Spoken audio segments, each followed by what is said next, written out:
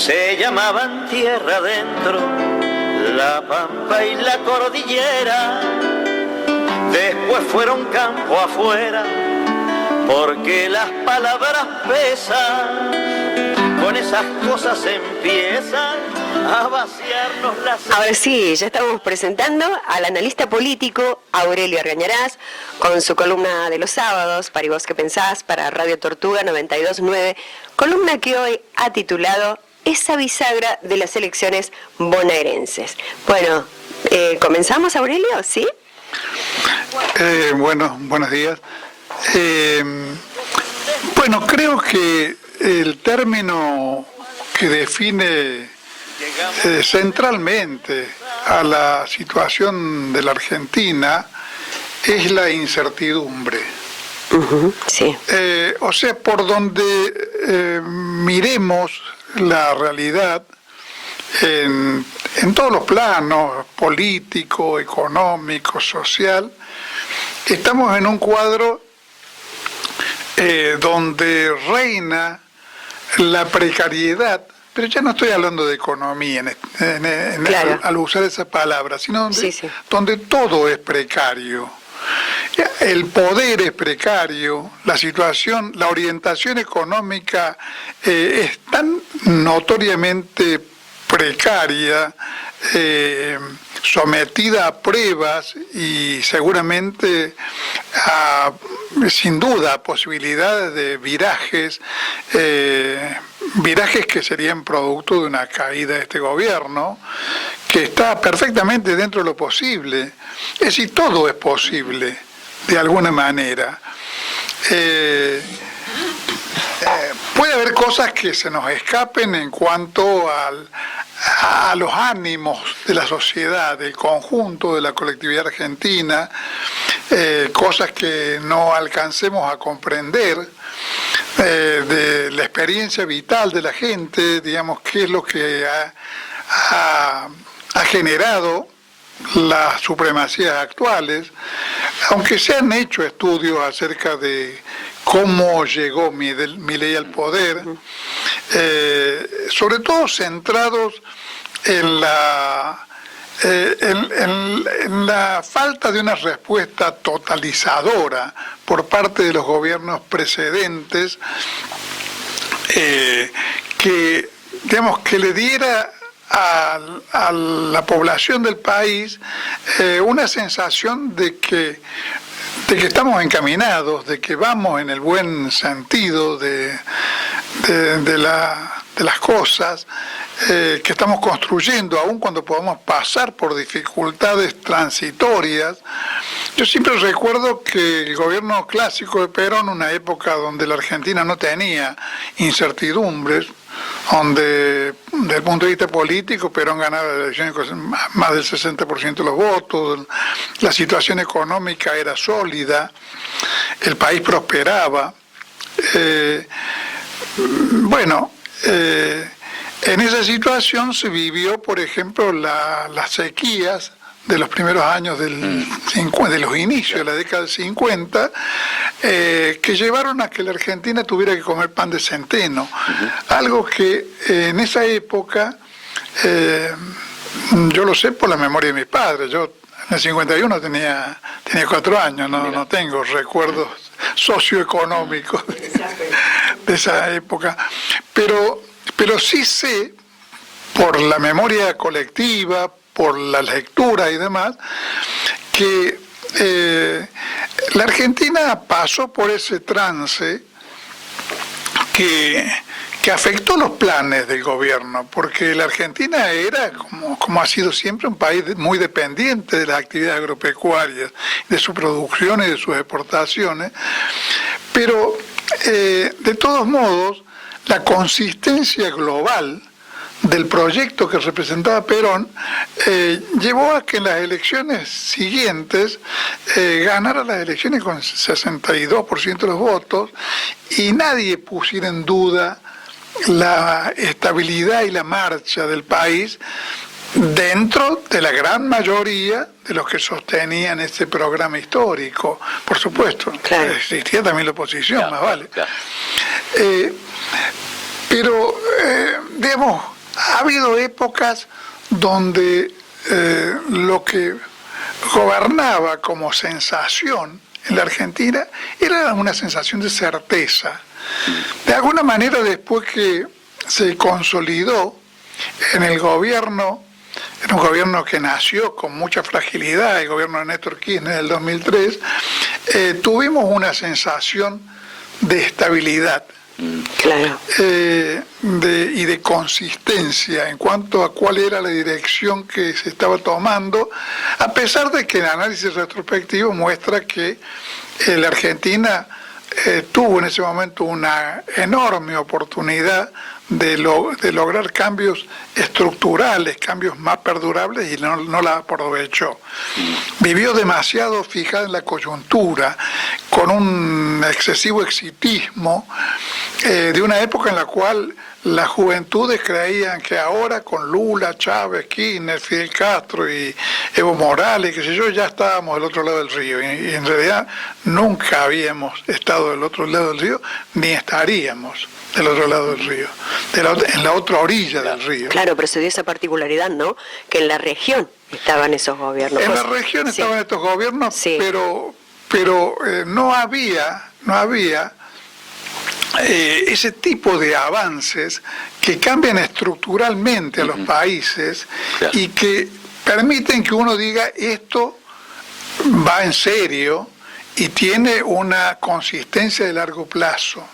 Era muy epidérmico todo, y en el caso particular de la Argentina había una falta de claridad acerca de qué había que hacer con la estructura básica del país. En el sistema ferroviario, por ejemplo, si llegamos a hablar del tren bala, y el tren bala de Buenos Aires a Córdoba era un disparate absoluto en un país que tenía destruido el sistema ferroviario básico, el que sirve para que la economía nacional tenga un sistema circular, sanguíneo, digamos, ¿no?, a través del cual circulan los granos, la producción de distintos tipos. Eso destruye. Estaba hablando del tren bala. Es algo así como quien, digamos, piensa comprarse un Rolls Royce y tiene la casa con humedades. Bueno, entonces, pero en este momento nadie, en realidad nadie, ni los núcleos de poder económico concentrados, ni la población básica del país, nadie siente o le da crédito a que esto que estamos viviendo tenga perdurabilidad. Todo el mundo está como a la expectativa de qué pasa, si esto dura, si no dura, si se destruye, si se rompe. Por el modelo económico que se implementa. Por el modelo económico, pero además... Que no apuesta a la producción, al trabajo. Sí, por eso, por eso en buena parte por eso, Marina. Pero también en buena parte porque aún en el terreno del manejo político, aún los que están en el bando de Milei, o los que respaldan a Milei, no pueden sentir que están ante algo serio, algo consistente, porque el gobierno es un gobierno de la improvisación permanente y de la ineptitud política, por ejemplo, particularmente reiterativa. Las cosas que hace la conductora estratégica o táctica, digamos, del espacio de la libertad avanza, en materia de alianza, la Karina Milei, son para pegarle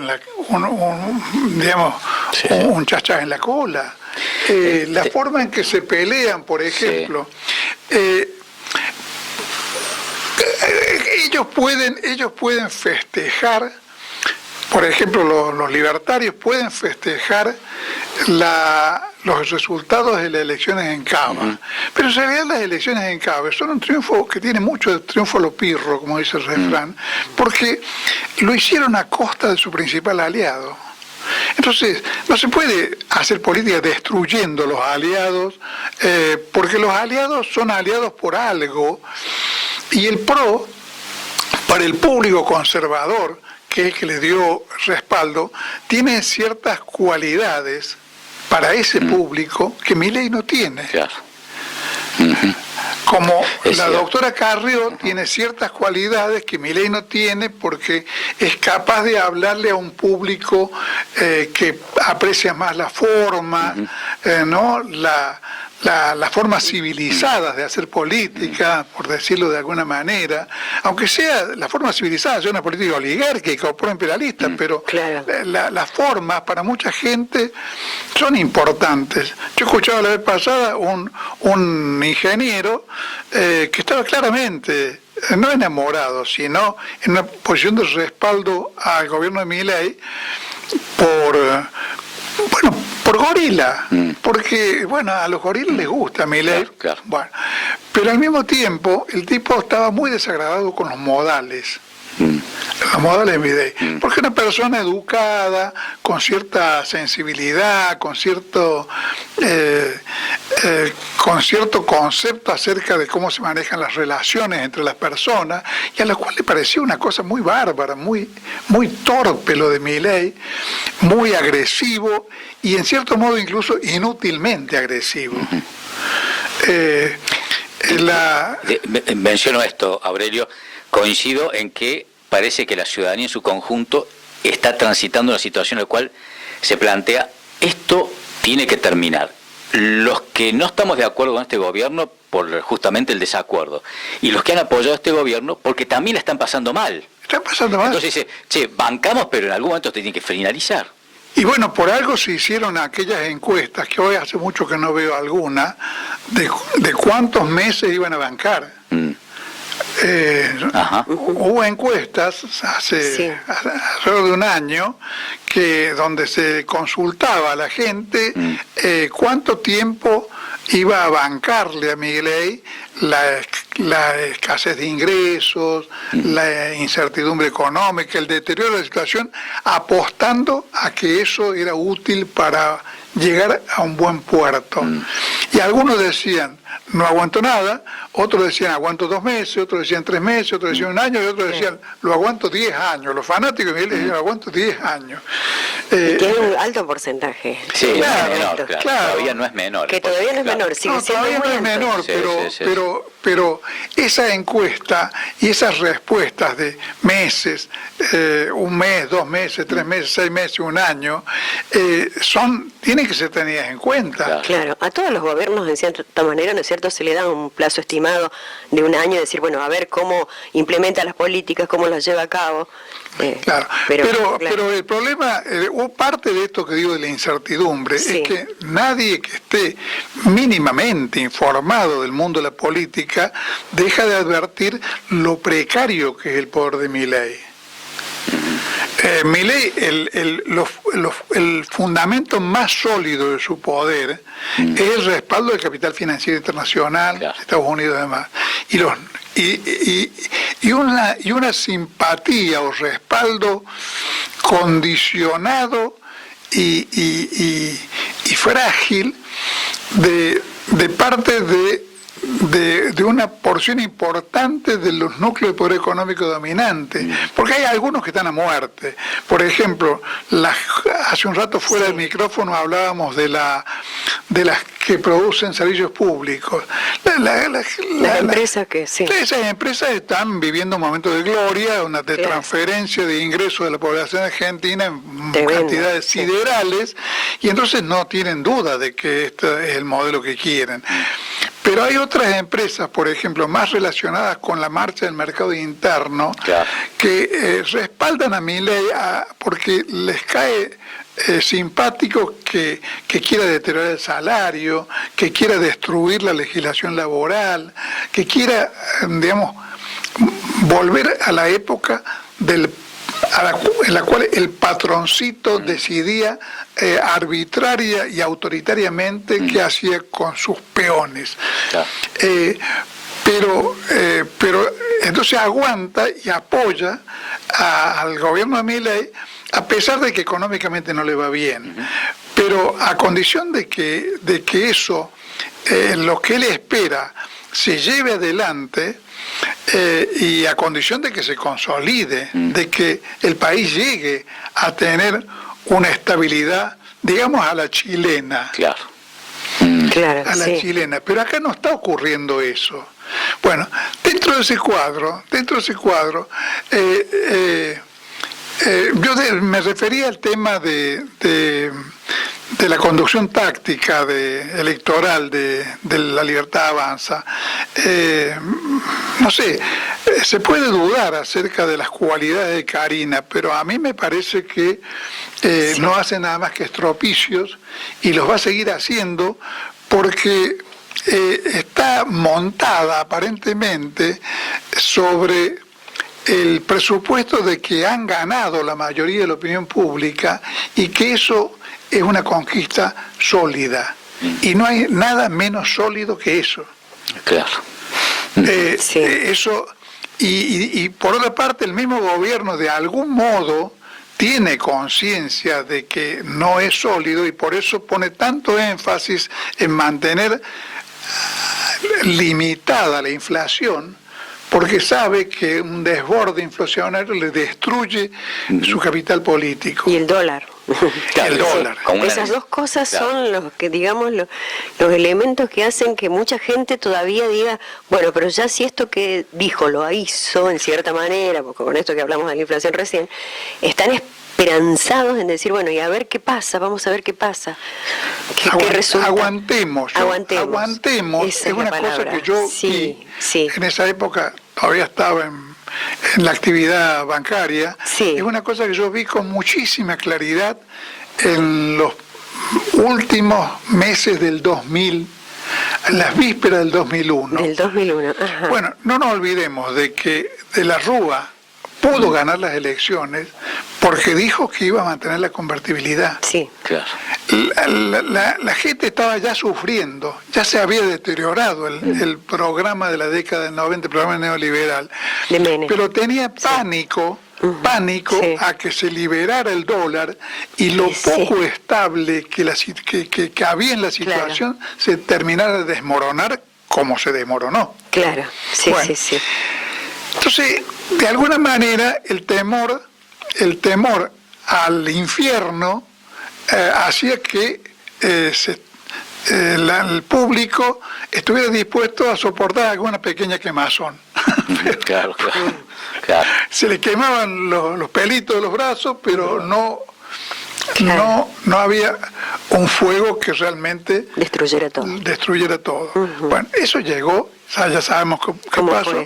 Bueno, ahora, en ese cuadro de incertezas, de dudas, y de ahí viene el título, creo yo que que percibimos todos que las elecciones de la provincia de Buenos Aires pueden ser un momento bisagra. Ahora en septiembre. Claro, ahora en septiembre. Las elecciones provinciales de la provincia de Buenos Aires pueden ser un punto bisagra. Claro. Todos hemos visto con expectativa, todos los que estamos de este lado de la barricada, hemos visto con cierta expectativa las negociaciones pro unidad que están llevando adelante Cristina Kirchner y Kicillof. Que de todos modos, de parte de la propia gobernación de la provincia de Buenos Aires, del sector de Kicillof, han aclarado que eso no significa que el asunto esté cerrado. Están en eso, digamos, ¿no? Están negociando, pero creo yo que si dicen no está cerrado es porque temen que digamos que el uso de la lapicera de Cristina quiera poner 9 míos y 1 tuyo. O sea que están en plena etapa de empuja por lugares en las listas. Claro, porque están porque además no son solamente elecciones provinciales de legisladores provinciales, hay además elecciones de concejales en las comunas de Buenos Aires. Es una elección compleja que creo yo que si no hubiera otras razones, bastaría con saber lo compleja que es esa elección y el hecho de que por la legislación de la provincia de Buenos Aires tiene que ser hecha en boletas de papel, ese solo hecho bastaría para justificar la decisión de Kicillof de que sean elecciones separadas. Claro. Porque mezclar esa elección con una elección nacional, con boleta única, era un infierno. Sí. Someter al votante al a que electorado, claro, media hora en ahí, el colegio, allí, entre un voto y el otro. Claro. Bueno, pero el caso es que ante las alarmas que genera la posibilidad de la unidad, se han incrementado o se han exacerbado las negociaciones entre el PRO y la Libertad Avanza, pero también allí no se sabe si se va a llegar o no a un acuerdo. Sí, sí. El PRO reclama, para participar de la alianza, una modestísima participación del 25% claro, en las listas. en las listas. Y Karina no le quiere dar lugar a eso. Claro.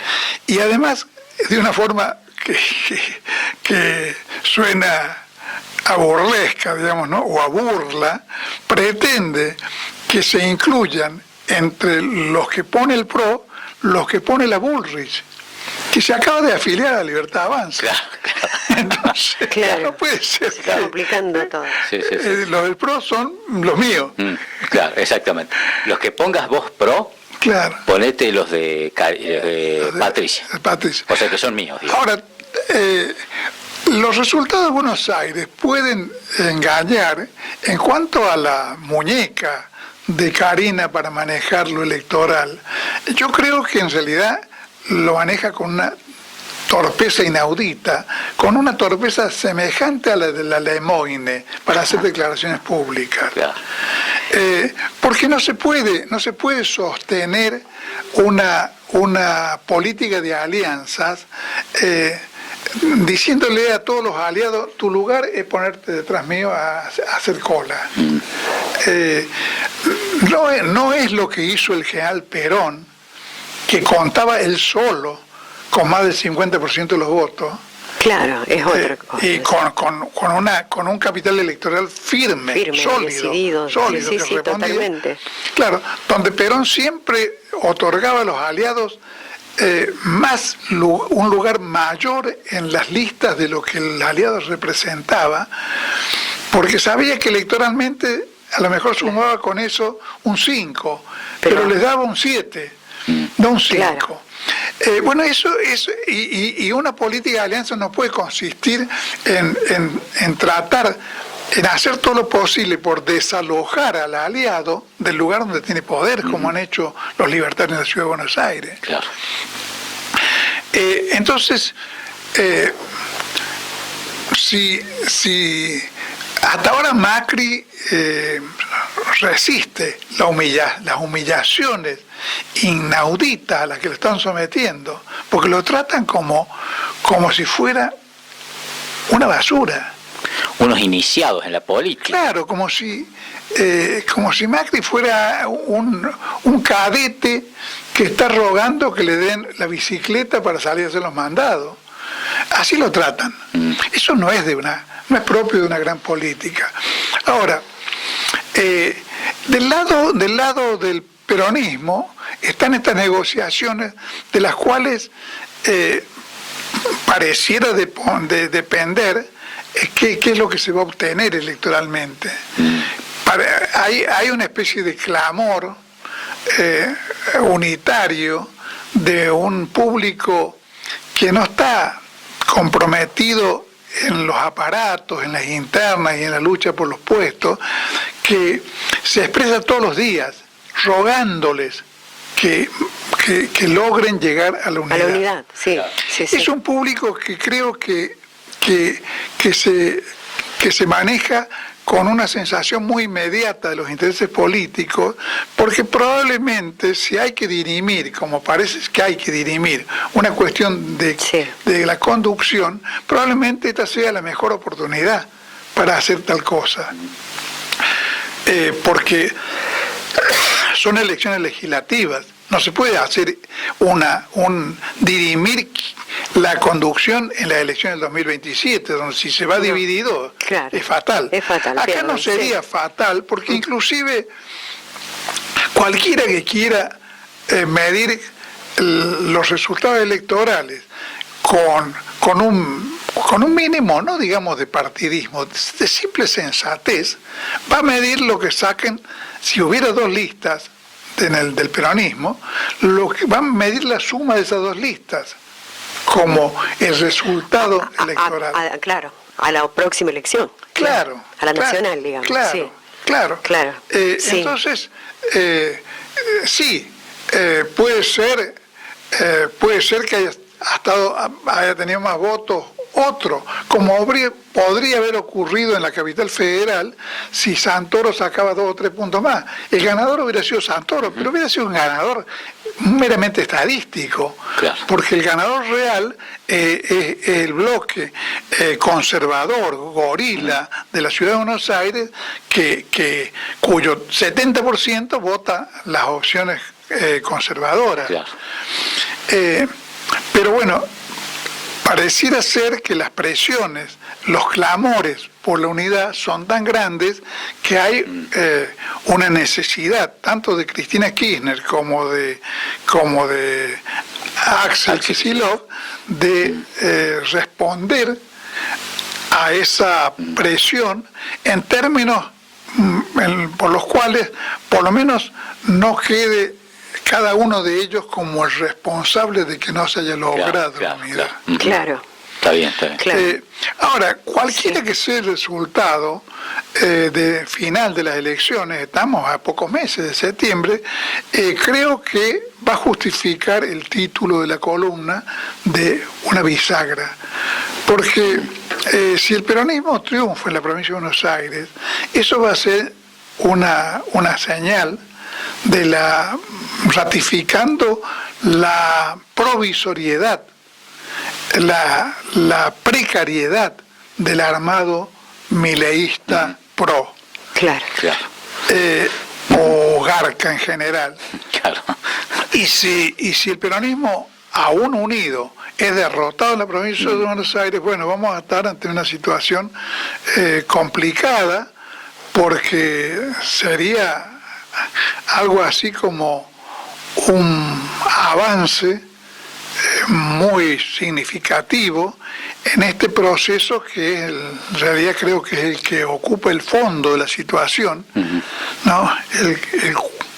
El paisaje central, que es el paisaje central visto a largo plazo de un movimiento nacional que está sufriendo un deterioro enorme, que viene de larga data, que tiene larga data, porque los adultos mayores, para no decirnos viejos, podemos recordar perfectamente que en la provincia de Buenos Aires el peronismo ganaba las elecciones con 60 y pico % de los votos, que en Jujuy ganaba con el 80% de los votos, que lo mismo pasaba en Santiago del Estero, en Tucumán, en Catamarca, en La Rioja, en todo el norte, y era electoralmente incontrastable. Eso se rompió en 1983 y nunca más se reconstruyó como una consolidez. El kirchnerismo ganó bien algunas elecciones, pero también perdió varias. Y en parte creo que si perdió varias es por esto a lo cual hacía alusión al comienzo de la columna, por la inconsistencia o la excesiva coyunturalidad con que asumió su tarea. En lugar de asumirlo con una visión estratégica desde el vamos, por ejemplo, poniendo de empeño desde el 2003 en adelante en recuperar el sistema ferroviario, en recuperar el YPF, las cosas que hizo, terminó haciendo, pero 7, 8 o 10 años después. Bien. Entonces, yo no tengo dudas de que el país, después que salga de este tránsito que difícilmente logre transformarse en algo perdurable, va a tener una nueva oportunidad. Creo que importa mucho reflexionar sobre cómo esa nueva oportunidad que tengamos tiene que ser aprovechada para que esta clase de bichos que nos gobiernan actualmente no vuelva nunca más. Gracias, Aurelio.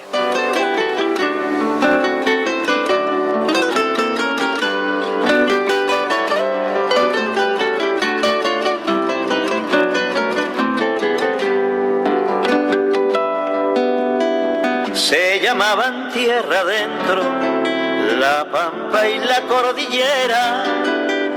Después fueron campo afuera, porque las palabras pesan.